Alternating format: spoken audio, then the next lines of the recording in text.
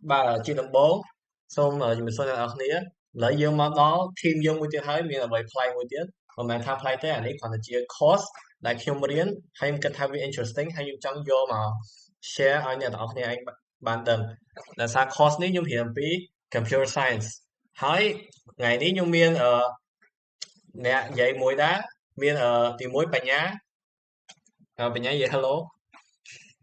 សួស្តីអ្នកទាំងអស់គ្នាខ្ញុំបញ្ញាខ្ញុំរៀនជាមួយអ៊ីឡុងដែរបាទហើយមានមួយទៀតគឺមេងអៀង Hello សួស្តីអ្នកទាំងអស់ It's គ្នា okay ខ្ញុំមេងអៀងហើយពួកយើងទាំងអស់គ្នារៀនជាមួយគ្នា Yes យើងរៀនជាមួយគ្នាចឹងទៅយើងធ្វើ project ដូចគ្នាចឹងទៅយើងបង្ហាញ project តែមួយទេដោយសារ computer architecture នេះយើងមាន project ដូចគ្នាទាំងអស់គឺ mini calculator នៅក្នុង mini calculator នេះវាមុនដំបូងមុននឹងអ្នកទាំងអស់គ្នាឯងត្រូវដឹងថាបង្កើតវាយើងត្រូវរៀនអំពីlogic gate សិនអាហ្នឹងដូចថាពួក AND gate ពួកអីដើម្បីឲ្យយើងដឹងថាវា connect គ្នាមិនអានេះAND gate or AND gate អាហ្នឹងយើងត្រូវស្រាវជ្រាវបន្ថែមទៀតវាមានដូចជារូបមន្តមួយបាទអាចបង្កើតជា project ធំមួយបានហើយ project ធំនេះគេហៅថាអីគេ assembly simulation ដោយសារតែវាស្តៀងនឹង assembly ដែលយើងដាក់ version 8085ដូចនេះតើបញ្ញា Yes នេះអញ្ចឹងក្នុង project នេះយើងគ្រាន់តែជា simulation មួយរបស់8085ដែលជា assembly code Yes ហើយអាហ្នឹងវាគឺខាង base 16ដែលអ្នកទាំងអស់គ្នាបានមើលវាមាន instruction របស់វាមិនមែនជាដូចថា code easy ឬមួយក៏ទាន់សម័យដល់ឥឡូវទេវាគ្រាន់តែវាសេរីចាស់ចឹងវាមិនបានតិចទេតែខ្ញុំភ្លេចដែរចឹងឥឡូវយើងដោយសារតែវានេះដូចវា code 16អញ្ចឹងវា0ដល់9ហើយ A ដល់ F អញ្ចឹងបាននៅកន្លែងនេះវាប្លែកអីយ៉ាបញ្ញាសូមបន្ថែមបន្តិចអូខេរបស់យើងពេលដែលយើងធ្វើនៅក្នុង circuit box ហ្នឹងយើងអាចឡូយត្រង់ថាយើងអាច customize keyword ខ្លួនឯងបានទៅតាមខ្សែដែលយើងភ្ជាប់អូមែនភ្លេចត្រូវនេះទាំងអស់នេះបង្កើតមកដោយសារទាំងអស់នេះដោយសារតែពួកហ្នឹងធ្វើតាមAND gate ដោយអ្នកទាំងអស់គ្នាឯងបានដឹងទៅថាបូកដកគុណចែកឬមួយក៏គេហៅថា true or false ត្រូវឬមួយក៏ខុសដែលវាជារូបមន្តរបស់ដូចជាបើហ្នឹងតែគាត់0ហើយ1វាប្រើតែ2លេខហ្នឹងឯង2លេខហ្នឹងលយមកវាអាចធ្វើដូចត្រូវហើយខុសវាមាន AND បើវាទាំងពីរត្រូវឬមួយក៏ OR តែមួយក៏ត្រូវដែរហើយវាបង្កើតបានជាទាំងអស់នេះដោយឥឡូវយើង simulate ថាយើងដាក់អញ្ចឹងបញ្ញាមានកាត់ឡើងមិនមិនអញ្ចឹងយើងគ្រាន់តែជាការ simulation មួយក្នុងការបូកលេខអញ្ចឹងដំបូងឡើងគឺយើង initialize នៅក្នុង accumulator ស្មើ1បន្ទាប់មកទៀតយើងធ្វើការបូកលេខជាមួយលេខ4ទៅ1បូក1ស្មើ5ហើយក្នុងការបូកលេខនេះយើងគ្រាន់តែប្រើគោលដែលសំខាន់គឺគោល2ក្នុងការបូកលេខគឺ0ហើយនិង1 Yes 0ហើយនិង1ហើយហ្នឹងបានអ្នកនរគ្នាចង់ដឹងបន្ថែមអាចមើល report ខ្ញុំបានខ្ញុំនឹង share link ដែលវានឹងស៊ីជម្រៅជាងហ្នឹងទៀតអ្នកនរគ្នាឃើញដំបូងគឺតាទីណាឥឡូវប្រពន្ធយៈអញ្ចឹងទៅបានវាបង្កើតបានធំប៉ុណ្ណឹងដល់ពេលយើងបង្កើតបានធំប៉ុណ្ណឹងយើងអាចដោយថាបង្កើតជារួមមន្តធំមួយឥឡូវយើងចូលទៅមើលនេះគឺជា project យើងដែលធ្វើជា calculator វាបានបូកដកហើយបូកដកហ្នឹងចាំមើលខ្ញុំរកអានេះមើលអានេះ simplify មេអៀងបញ្យល់អាទាំងអស់នេះបានកន្លែងណាហ្នឹងមែននេះសុំមើលធំបន្តិចមើលឃើញ bus នៅ bus ចាំផ្លេចនេ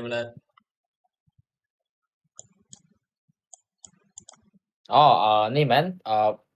process របស់ project យើងហ្នឹងមែន Yeah process របស់ mini calculator ហ្នឹង mini calculator យើងហ្នឹងគឺយើងអាចធ្វើបានបូកដក decrease increase ហើយ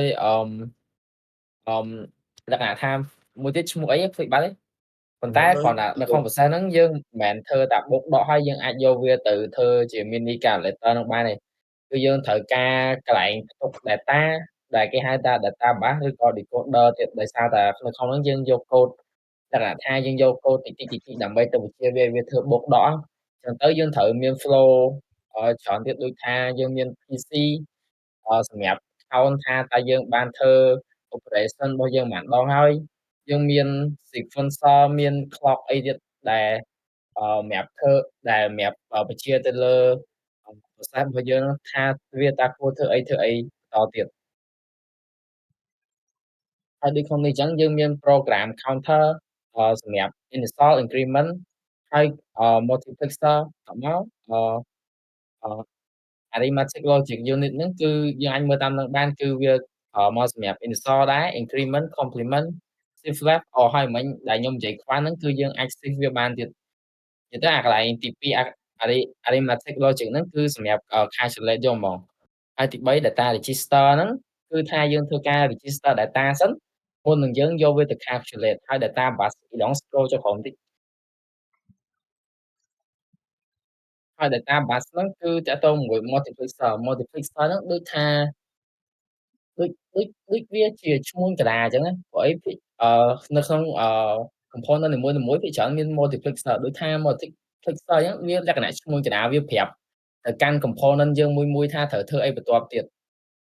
ហើយមាន data memory ហ្នឹងបើយើងមើលទៅតាមឈ្មោះក៏យើងអាចយល់បានដែរវាលក្ខណៈថាផ្ទុក data ហ្នឹងអញ្ចឹងហើយមាន instruction memory ហ្នឹងគឺលក្ខណៈថាយើងចង់ឲ្យ keyword អីគេដើម្បីបញ្ជាទៅកាន់វាហើយ decoder ហើយ sequencer បញ្ញាបញ្យល់ឲ្យខ្ញុំបានដោយសារផ្សេងបាត់ទេសូមរកទៀតដែល decoder ហើយ sequencer អូខេចឹងបន្ទាប់ពីយើងយកពី instruction memory មកយើងត្រូវបកប្រែវាទៅជា code ដែល computer អាចយល់បានចឹង code ដែល computer អាចយល់បានគឺមានតែ1ហើយ0ទេចឹងនៅក្នុងការ input instruction memory យើង input ជាអក្សរ code 16បន្តមកទៀតយើងបកប្រែ code ទាំងនេះទៅជា1ហើយ0បន្តមកទៀតទៅក្នុង sequencer ចឹង sequencer គឺជាលំដាប់ដែលត្រូវប្រាប់ program មួយថាធ្វើអីបន្ទាប់ទៀតដំបូងត្រូវinitialize បន្តមកទៀតត្រូវធ្វើអីដែលយើងតាមបញ្ជាក្នុងហ្នឹងអូខេចឹងវាថាវាដូចតើអស់ហ្នឹងវាដូច CPU RAM អីដូច storage អីចឹងវាដូច បើគិតទៅវាដូចជា microprocessor មួយដែលយើងហៅថា CPU នេះវាគ្រាន់តែជាកូន CPU មួយដែលយើង simulate ទៅឯងអើយមកឡើងលយបងឥឡូវយើងចូលមើលមួយចុះទាំងអស់នេះគឺ01ទាំងអស់ដោយយើងមើលតតែមើល report បានយល់ដោយ01ទាំងអស់វាគឺជា01យើងដាក់ instruction របស់វាយើងប្រាប់វាថា01ណាវាចេញជាលទ្ធផលបែបម៉េចវា send ជា instruction ទៅប្រាប់ computer ឲ្យយល់ថាយើងចង់បានអីដើម្បីអានេះដូច increase OC ordinary counter អានេះយើងមាន8គេកូដហ្នឹង8 bit ដោយសារតែយើងត្រូវការ operation ច្រើនអានេះយើងគ្រាន់តែបង្ហាញមួយទេដោយសារអាខ្សែនេះវាគ្រាន់តែតំណាងឲ្យខ្សែនេះគ្រាន់តំណាងឲ្យមួយសូតែយើងតភ្ជាប់វាដើម្បីដូចថានៅក្នុង CPU ឬមួយក៏ motherboard អីអ្នកនរគ្នាឃើញអាពណ៌បៃតងមានខ្សែអីហ្នឹងវាស្តៀងទាំងអស់ហ្នឹងវាដូច bus ដែរហើយខ្ញុំអត់ទៅស៊ីជម្រៅទេដោយសារតែយើងអត់បញ្យល់ស៊ីជម្រៅទេយើងគ្រាន់បញ្យល់ធួៗទៅបើអ្នកទាំងអស់គ្នាចង់ដឹងចូលមើល report យើងហើយនេះគឺជា simulation មួយដែល course computer architecture យើងគាត់ឲ្យធ្វើហើយដូចមានតែប៉ុណ្្នឹងទេត្រូវបញ្ញា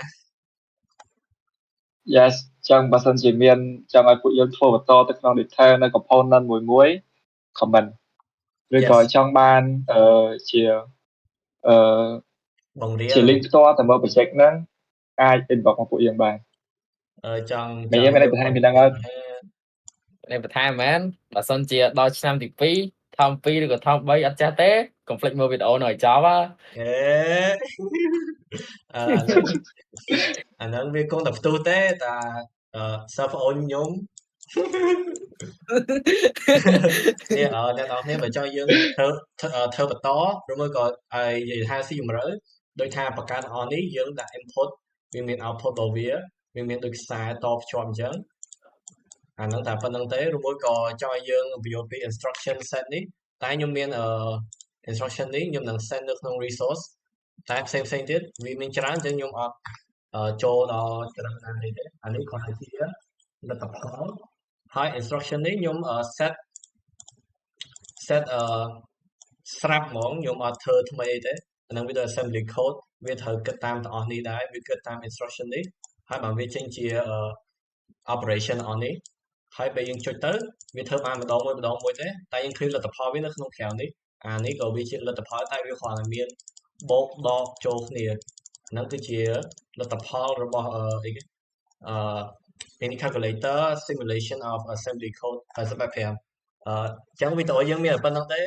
បញ្ញាមានអីចង់បន្ថែមអត់ចឹងអីឡងបន្ថែមអស់ហើយ